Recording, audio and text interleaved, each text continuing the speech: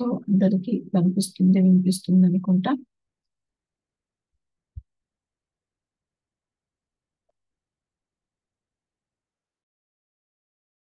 And see all the past lives and put this current life in its exact place. ఇప్పుడు clarity తీసుకురాగలిగాము. అయ్యా. అంటే మీరు ఏం చెప్పారంటే దేన్ని సింపుల్ గా చూడొద్దు, దాని కంప్లీట్ పిక్చర్ చూస్తే హోలిస్టిక్ అప్రోచ్, కంప్లీట్ పిక్చర్ గా చూస్తే నీకు పెద్ద బాధ కలగదు, దుఃఖం కలగదు. మంచి చెడు అనేది నువ్వు చూసే పర్సెప్షన్ బట్టి కాక జరుగుతుంటది. నువ్వు డిటాచ్ అయ్యి చూస్తే నీకంత బాధ కలగదు.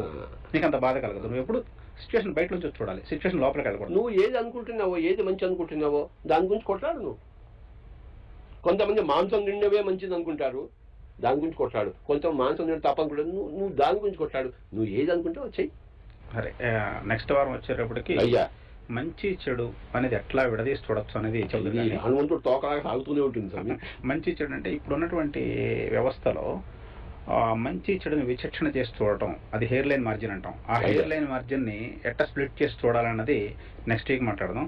పక్క వాళ్ళలోని మంచి చెడు చేసే ముందర, సమాజంలోని మంచి చెడు చేసే ముందర మనలోని మంచి చెడు విస్తారంగా మనం తెలుసుకోవాలి. దాని పేరే ధ్యానం. నమస్కారం. పిరమిడ్ స్పిరిచువల్ సొసైటీ మూవ్మెంట్స్ వ్యవస్థాపకులు బ్రహ్మర్షి పత్రిజీ గారితో ప్రత్యేక కార్యక్రమం ఉన్నాం. క్రితంసారి మాట్లాడినప్పుడు గుడ్ పేరెంటింగ్ అంటే ఏంటి, అంటే తల్లిదండ్రులు పిల్లల్ని ఎలా పెంచాలి, తల్లిదండ్రులు పిల్లలు చేసేటువంటి పనికి ఎంతవరకు బాధ్యత వహించాలి అనేటువంటి సబ్జెక్ట్ని కొనసాగిస్తున్నాము. నమస్కారం. నమస్కారం సార్. మొట్టమొదటిగా మన ప్రేక్షకులకు మరలా ఒకసారి ధ్యానము ఎలా చేయాలి అని మీరు చెప్తే అక్కడి నుంచి మనం చర్చను మొదలు పెడతాం. అయ్యా ధ్యానం అనేది మన మనసుని శాంతపరచుకోవడం, మనసుని కుదుటపరచుకోవడం, మనసుని నిర్మాలిన్యం చేసుకోవడము, మనసుని శుభ్రపరచుకోవడం. ఎలాగైతే మన ఇంటిని మనం ప్రతిరోజు శుభ్రపరచుకుంటామో పొద్దున్న సాయంత్రము, అలాగా మన మనసు కూడాను మనం శుభ్రపరచుకోవాలి. చెత్త చెదార ఉన్న ఇంట్లో మనం ఉంటామా? ఉంటే మనం ఎలా ఉంటాము? జీవించవచ్చు, కానీ బాగుండదు. అలాగే మనసు అనే ఇంటిలో ఆత్మ ఉంటుంది. ఎలాగైతే శరీరం అనే ఇంటిలో ఆత్మ ఉంటుందో, గుడిలో అనే ఒక ఇంటిలో ఆ దేవుడు ఉంటాడో, ఆ గుడి బాగుండాలి కదా. వచ్చేటప్పుడు, లోపల పోయేటప్పుడు, ప్రదక్షిణం చేసేటప్పుడు అంతా బాగుంటే కదా లోపల గర్భగుడికి పోయి చక్కగా నమస్కారం చేస్తాం రాముడికి, కృష్ణుడికి. లోపల బాగుంది, బయట అంతా చెత్తగా ఉందనుకోండి, బాగుంటుందా గుడి? లోపల మొత్తం అంతా బాగుండాలి. అలాగే ఈ మనసు అనే ఈ యొక్క గర్భగుడిలో ఆత్మ అనే ఆ దేవుడు ఉంటాడు. కనుక మనసు ఎప్పుడు కూడా చెత్త చెదరంతో ఉండకూడదు. నిన్నటి విషయాలు ఇవాళ చెత్తే కదా. కనుక మనసును ఎప్పుడు శుభ్రపరుచుకుంటూ ఉండాలి. ఆ గర్భగుడి, మనసు గర్భగుడి, ఆత్మ అనేది దీప్యమైనది, ఆ దైవం.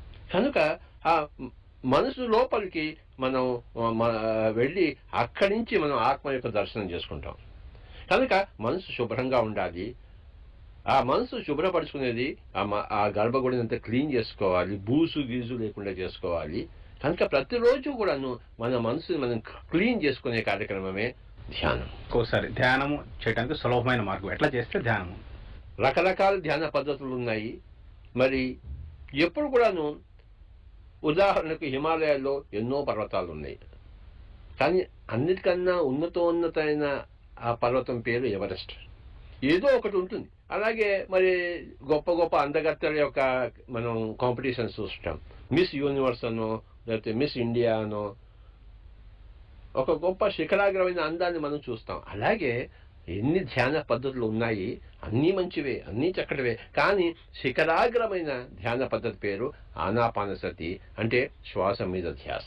తెలుగులో చెప్పుకోవాలంటే ఆనాపానసతి అనేది గౌతమ బుద్ధుడు ఆ రోజుల్లో చెప్పింది. అప్పటి నుంచి ఇప్పటిదాకా బుద్ధ మతంలో అందరూ చెప్పేది అదే.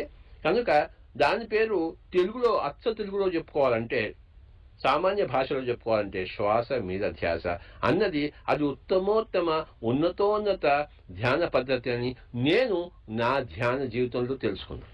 ఇప్పుడు కళ్ళు మూసుకొని ఆ శ్వాస మీద ధ్యాస కాన్సన్ట్రేట్ అలాగే చేస్తే ఎంతసేపు చేయవలసి ఉంటుంది? హాయిగా కూర్చుని మనమేం కింద కూర్చోక్కర్లేదు. కుర్చీలో కూర్చోవచ్చు, సోఫాలో కూర్చోవచ్చు, చేతులు పెట్టుకుని, పాదాలు 2 క్రాస్ చేసుకుని, కళ్ళు 2 మూసుకుని, మన శ్వాస మీద ధ్యాస కనీసం ఎవరి వయసుతో 4 నిమిషాలు ఖచ్చితంగా చేయాలి. అది మినిమం కండిషన్. ఆ ధ్యానం చేసినప్పుడు కొంతమంది కొన్ని రకాలు చెప్తుంటారు. నాకు ధ్యానం చేసినప్పుడు ఇట్లా అయింది, నాకు ధ్యానం చేసినప్పుడు ఇట్లా అయింది. అంటే అసలు ఏమి కలగని వారు నేను ధ్యానం చేయలేదేమో, లేకపోతే ధ్యానం చేయటం నాకు కుదరలేదేమో అనేటువంటి ఒక అసంతృప్తి. కాదు. ధ్యానం చేయడం అంటే ఏంటంటే, నేను చెప్పానుగా, ధ్యానం చేయడం అంటే మనసును శుభ్రపరచుకోవడం, బూజును తీసేయడం. అంటే ఆ ధ్యానంలో పనికిరాని ఆలోచనలు ఉంటే బూజు అది తగ్గుతుందని తెలుస్తుంది మనకి. అదేదో మూడో కన్ను, అదేదో గత జమ చూడడం, అవన్నీ పక్కన పెట్టేసేయండి.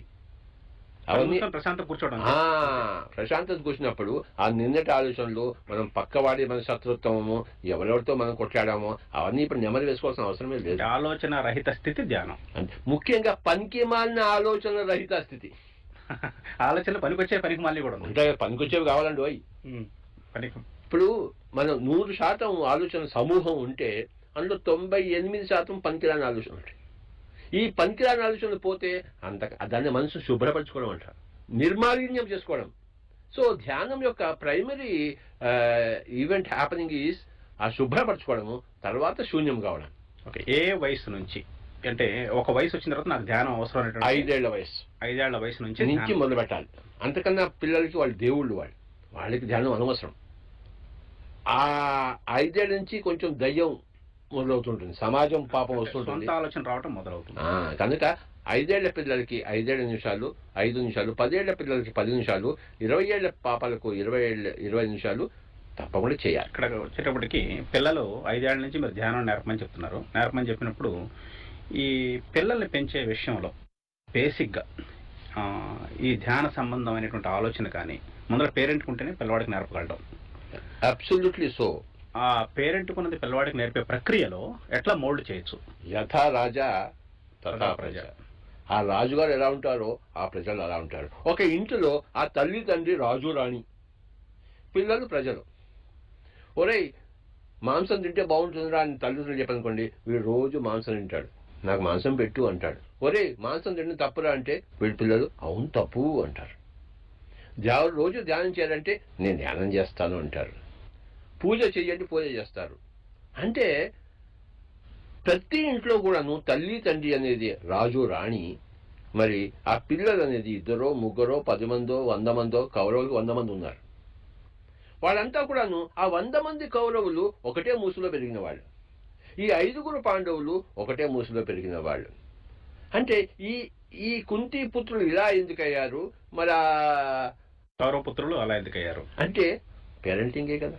ఈ పేరెంటింగ్ దగ్గరికి వచ్చేటప్పటికి అంటే హానెస్ట్గా మాట్లాడుకుంటే ఈ తల్లిదండ్రుల యొక్క ప్రవర్తన, తల్లిదండ్రుల యొక్క గైడెన్స్ ఒక లిమిట్తో ఆగిపోతుంది. వీరు బయటికి వెళ్ళినప్పుడు అంతే. దీన్ని తెలుగులో చక్కటి పదం ఉందండి, ఓయ్ అడ్డాలలో ఉన్నప్పుడు బిడ్డడు కానీ గడ్డాలు వచ్చిన బిడ్డడు కాదని చెప్పేసి. సో ఆ అడల్సెంట్ స్టేజ్ దాటి వాళ్ళు కూడా అడల్ట్స్ అయినప్పుడు నో మోర్ పేరెంటింగ్. చిన్నప్పుడే పేరెంటింగ్. వాడు మీసా వచ్చిన తర్వాత వాడు నువ్వెవడు వాడేవాడు. ఒక పక్షి ఏం చేస్తుందంటే గుడ్డు పెట్టి దాన్ని పిల్లలుగా పెంచి కొంచెం రెక్క వచ్చే సమయంలో పైనుంచి తోసేస్తుంది. తోసేసిన తర్వాత ఆ పక్షి ఎగురుకుంటూ వెళ్ళిపోతుంది, దాని దాన్ని ఇంక మళ్ళీ ఇక్కడ రాదు, అది దాన్ని చూసుకుంటుంది. కనుక పేరెంటింగ్లో కూడాను ఖలీల్ జిబ్రాన్ ఏం చెప్పాడంటే, your children are not your children. అంటే మీ పిల్లలు కాదు. అంటే మీ పిల్లలను మీలాగా తయారు చేయొద్దు, వాళ్ళలాగా వాళ్ళు తయారయ్యేట్టు వాళ్ళు ప్రోత్సహించాలి. వాళ్ళకి ఒక ఇండివిజువాలిటీ ఉంది, వాళ్ళకి ఒక కెపాసిటీ ఉంది. ఏ కెపాసిటీలో వాళ్ళు రాణిస్తారో తెలుసుకుని ఆ ప్రకారం తీసుకెళ్ళాలి. అయ్యా ఒకడికి సంగీతం అంటే ఇష్టం లేదు, నువ్వు సంగీతం టీచర్ అనుకో పేరెంట్గా, అరే నేర్చుకోవాలంటే వాడికి ఇష్టం లేదు. వాడికి అంటే ఆ వయసులో మనం చెప్పేది ఇష్టాలుగా, వారి సొంత ఇష్టాలు మనం వృద్ధి జరుగుతాయిగా. కనుక చిన్నప్పుడు నేర్పిస్తాము, కానీ వాడు కొంచెం పెద్దగా అవుతున్నప్పుడు వాడి ఇష్టం. వాడు చిన్నప్పుడు మా ఇంట్లో మా సంగీతం నేర్పించారు, నేను ఇప్పుడు సంగీత టీచర్గా కాలేదే. నా ఇష్టం ధ్యానం టీచర్ కావడం. నా సంగీతం వచ్చు, మా చిన్నపిల్లలు నన్ను నేర్పించారు నేను చిన్నగా ఉన్నప్పుడు. కానీ నాకు సంగీతం నేర్పించడం సమాజానికి ఇష్టం లేదు. ఆ సమయాన్ని నేను ధ్యానం నేర్పించడం నాకు ఉత్తమం. కనుక అలాగే నేను తెలుగు నేర్చుకున్నాము, లెక్కలు నేర్చుకున్నాము, ఇంగ్లీష్ నేర్చుకున్నాము, ఆ టీచింగ్ చేస్తున్నామంటే మనం ధ్యానం అంటే ఎవరి ఆత్మ అలా వెళ్తుంది. కొంతమందికి వ్యాపారం ఇష్టం ఉండదు, ఉద్యోగం చేస్తారు. కొంతమంది ఉద్యోగం ఇష్టం ఉండి వ్యాపారం చేస్తారు. వాడు వ్యాపారం ఇష్టం ఉన్నవాడు వ్యాపారమే చేయాలి. వాడు కొంతమంది నేను వ్యవసాయమే చేసుకుంటా అంటారు. వ్యవసాయం చేసుకో అంటే తల్లిదండ్రులు మంచివన్నీ నేర్పిస్తూ పిల్లలకి వాడిని గమనిస్తూ ఉండాలి. వాడికి ఎందులో ఇంట్రెస్ట్ ఉందని చెప్పేసి దాన్ని ప్రోత్సహించాలి. అది వెరీ ఇంపార్టెంట్ పాయింట్. ఇప్పుడు ఇద్దరు పిల్లలు ఉన్నప్పుడు అదే ఇంట్లో పెరిగినప్పుడు ఒకడు ఆడుకుందాం అంటాడు, ఒకడు చదువుకుందాం అంటాడు. ఇద్దరికి ఆ రెండు నేర్పించాలి. ఇద్దరు ఆడుకొని చదువుకున్నాడు. అది కరెక్ట్, అది కరెక్ట్. వాడు ఏ టెండూల్కర్ అవుతాడో, ఏ ధోని అవుతాడేమో, ఎంత గొప్ప విషయం అది. కాదు నువ్వు కూడా కూర్చొని చదవాల్సింది. అక్కడే మనం విఘ్నత ఉపయోగించాలి.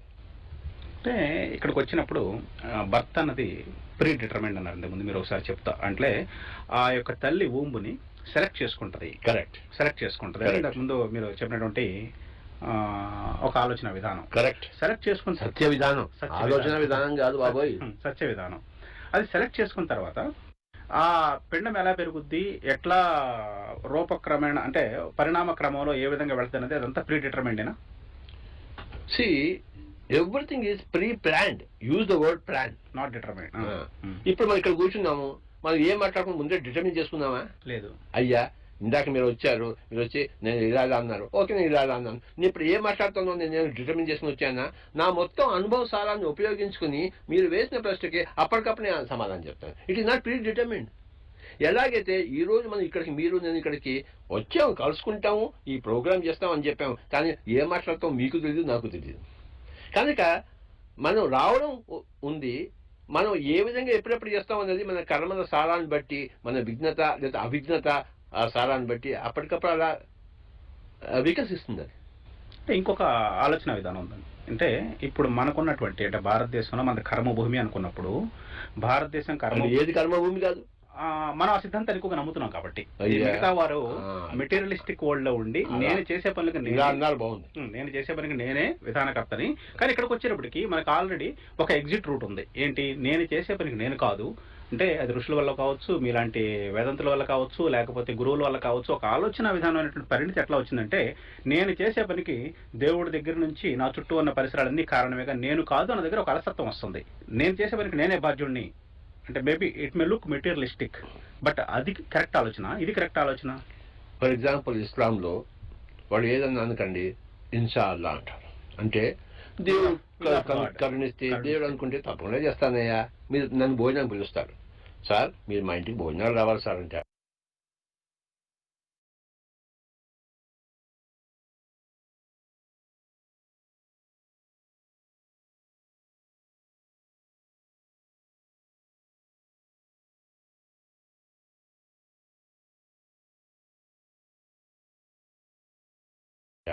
నేను ముస్లిం ఏమంటాను, ఇన్షా అల్లా, ఇఫ్ గాడ్ విల్.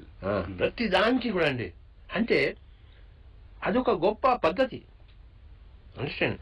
అందులో ఒక విధమైన శాంతి అంతా ఉంది. అంటే నా చేతుల్లో ఏమీ లేదు, అంతా పైవాడి చేతుల్లో ఉంది. ఆయన వాడు ఒప్పుకుంటే తప్పకుండా వస్తాను, మంచి భావన. ఫర్ ఎగ్జాంపుల్ భగవద్గీతలో కూడా అదే ఉంది. అర్జున, నువ్వు వాడిని చంపుతావు అనుకుంటున్నావా? నేను వాడిని ఆల్రెడీ చంపేశానయ్యా. చూసా, నువ్వు నిమిత్త మాత్రం భవ అర్జున, నువ్వు అక్కడ ఉండాలి కాబట్టి ఉన్నావు అంతే. నువ్వు నిమిత్త మాత్రమే, నువ్వేం చేసేది? ఈశ్వరాజ్ఞ లేనిదే చేయమైన చుట్టుకుమందు. ఇది అన్ని చోట్ల ఉంది. ఇంగ్లీష్లో ఒకటి ఉంది, మ్యాన్ ప్రపోజెస్ గాడ్ డిస్పోజెస్ అని చెప్పేసి. అంటే మనం చేయాలని ఉంటుంది, మనకి ఫలితం రావాలని ఉంటుంది. కానీ ఎవడు ఓడుతాడు, ఎవడు గెలుస్తాడు, అది ఎవరి చేతిలో ఉంది? అందరి చేతుల్లో ఉంది, అథవా పరమాత్మ చేతిలో ఉంది. కరెక్టే కదా? అలా అని చెప్పేసి మనం అయ్యో నా చేతిలో ఏమి లేకుంటే అగైన్ రాంగ్. చూసారా? అందుకే మన చేతుల్లో అంతా ఉంది. ఏది ఉంది మన చేతుల్లో? కర్మ ఉంది. కర్మ ఫలితం మన చేతుల్లో లేదు.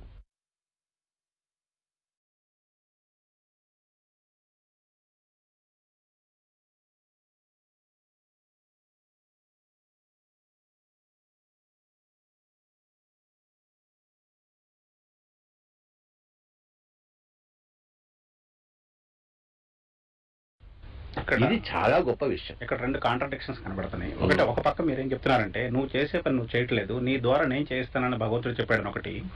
రెండు, నువ్వు చేసే పని వల్ల ఆ వచ్చేటువంటి కర్మఫలం నువ్వే అనుభవించాలన్నారు. ఇది అసలు ఈ సందిగ్ధం తెలుసుకునే ముందు ఒక చిన్న బ్రేక్ తీసుకున్న తర్వాత మీరు అయ్యా ఓకే ఓకే సమాధానం చెబుతారు కానీ ఇప్పుడు ఒక చిన్న బ్రేక్ తీసుకున్న తర్వాత మరలా సంభాషణ కొనసాగిద్దాం. Welcome back. బ్రహ్మర్షి పత్రిజీ గారితో ప్రత్యేక చర్చలో ఉన్నాం. ఇందాక మీరు పేర్కొన్న విధంగా నేను నిమిత్త మాత్రుడిని, నేను చేసే పనికి నా బాధ్యత లేదు అంటే నేను అనేవాడిని ఇక్కడ ఉన్నాను, నా ద్వారా చేయించేవాడు శ్రీకృష్ణుడు. నేను చేసే పనికి నేను బాధ్యుడిని కానప్పుడు నేను చేసే పనికి అనుభవించేది మాత్రం నేనే, ఆ కర్మఫలం నాకే వస్తుంది. నేను చేసే పనికి బాధ్యుడిని నేను కానప్పుడు నేను ఆ కర్మఫలాన్ని తీసుకోవడం ఎంతవరకు న్యాయబద్ధం? కరెక్ట్. ఇప్పుడు అదే భగవద్గీత తీసుకోండి, నిమిత్త మాత్రం భవార్జున, అర్జున నిమిత్త మాత్రుడుగా ఉండు అన్నాడు. ఇంకో చోట ఏమన్నాడు, ఉద్ధరేదాత్మనాత్మానం, నిన్ను నువ్వే ఉద్ధరించుకోవాలి. ఆత్మానం అవసాదయత్, నిన్ను నువ్వు దిగజార్చుకోకూడదు. ఆత్మవి ఆత్మనో బంధు, ఆత్మకి ఆత్మే బంధువు, ఆత్మైవ విపరాత్మన, ఆత్మకి ఆత్మే క్రిస్టల్ క్లియర్ గా చెప్పాడు. దీన్ని పారాడాక్స్ అంటారు. ఈ పారాడాక్స్ అంటే పరస్పర విరుద్ధ సిద్ధాంతాలు ఏకకాలంలో అవి వికసిస్తాయి. పరస్పర విరుద్ధ సిద్ధాంతాలు ఏకకాలంలో అవి వికసిస్తాయి. దీన్ని ఏమంటారంటే పారాడాక్స్ అంటారు ఇంగ్లీష్లో.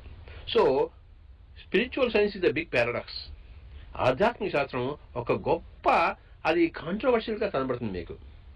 అంటే విత్తనం ముందా, చెట్టు ముందా, గుడ్డు ముందా, కోడి ముందా అంటే రెండు ఏకకాలంలో ఉంటాయి. ఇది అర్థం చేసుకోవాలంటే చాలా చాలా గొప్ప విషయం. దాన్ని ఎంతో ధ్యానం చేసి మూడో కన్ను తెలుసుకుని సృష్టి రహస్యాలన్నీ తెలుసుకుంటే అప్పుడు తెలుస్తుంది. అలాంటి వాళ్ళు ఋషులు. భారతదేశం ఋషుల కాలము, ఋషుల భూమి, ఋషి భూమి. అప్పటికి ఇప్పటికీ ఎప్పటికీ ఇక్కడ ఋషులు ఉంటారు. ఇప్పుడు ఎంతమంది ఋషులు ఉన్నారో మీకు తెలియదు, నాకు తెలుసు. ఒకప్పుడు ఎంతమంది ఉన్నారో మీకు తెలుసు, ఇప్పుడు ఎంతమంది ఉన్నారో భూమి మీద నాకు తెలుసు. ఒకసారి ఏమైందంటే గౌతమ్ బుద్ధుడి దగ్గరికి ఒక అతను వెళ్ళాడు. వెళ్ళి, సార్ నేనేదో చెప్పనా అన్నాడు. చెప్పునైనా అన్నాడు. మీలాంటి వాడు ఇంత ముందు వరకు ప్రపంచంలో పుట్టలేదు, ఇక పుట్టబోరు అని చెప్పాడనమాట. చెప్తే బుద్ధుడు, నువ్వు దగ్గర రాయనని ఒకటి అంటించాడు. నీకేమైనా మూడో కన్ను ఉందా? గతంలో ఉన్నవాళ్ళని చూసావా? లేదు సార్ అన్నాడు. చూడు, పిచ్చి పిచ్చిగా మాట్లాడకు. నాలాంటి వాళ్ళు లక్షల మంది నాకన్నా ముందు పుట్టారు, నాలాంటి వాళ్ళు నాకన్నా గొప్పవాళ్ళు లక్షల మంది పుడతారు అని చెప్పాడు. సో అది అతను తన దివ్యచక్షులతో దర్శించాడు. సో సత్యం అనేది ఆ దివ్యచక్షులతో దర్శించినప్పుడు ఈ పారాడాక్స్ అనేది, ఇవన్నీ కూడాను మల్టీ డైమెన్షనాలిటీ అర్థమవుతుంది. యూని డైమెన్షన్లో లీనియర్గా ఉంటాం, మల్టీ డైమెన్షన్లో సైమిల్టేనియస్గా ఉంటాయి. ఇప్పుడు ఒక కొండ మీద ఉన్నాం, మనం కొండ నుంచి చూస్తున్నాము. ఇటువైపు రోడ్డు ఇలా ఉంది, ఇటు కారు ఇలా పోతుంది, ఇటు కారు ఇలా వస్తుంది.